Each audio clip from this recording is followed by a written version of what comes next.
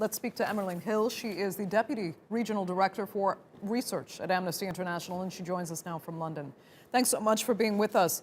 First of all, how was it determined that these killings actually qualified as extrajudicial killings? What exactly was uncovered? Amnesty International looked at more than 50 clips that we have seen over the past few days happening in Myanmar. What we are seeing is that the military is increasingly using lethal tactics and weapons. And these weapons are what we usually see in the battlefield.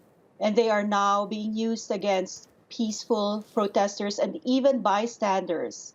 It's really concerning and very alarming that you see these weapons that are only appropriate in the battlefield, and it is being used against peaceful protesters, civilians, and you have the military spraying live ammunition in urban areas.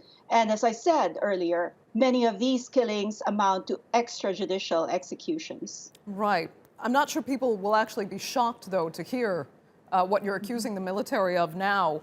But what could that actually amount to in terms of repercussions, penalties for the military under international law? As we are very familiar, the military, these tactics of the military are far from being new.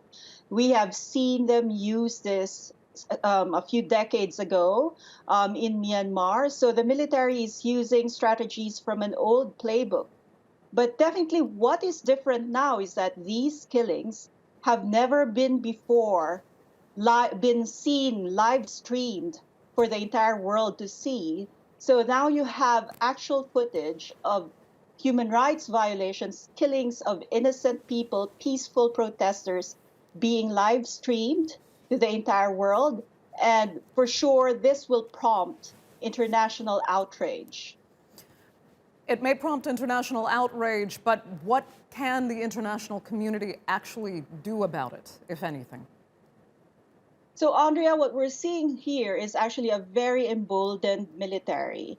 They were emboldened because there were years of international inaction.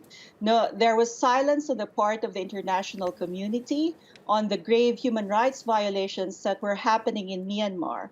And this shouldn't be the case now. It's very clear, it's right before our eyes that these human rights violations are happening. More and more people are getting killed. The international community should act decisively and strongly, and they should have done this from day one. The international community should impose targeted financial sanctions against military leaders who are responsible for atrocity crimes against the Rohingya and other ethnic minorities. It should impose a comprehensive global arms embargo on Myanmar. And crucially, it should refer the situation of Myanmar to the International Criminal Court. Okay. Emerlynne Gil, thank you so much for joining us there from Amnesty. We appreciate it very much.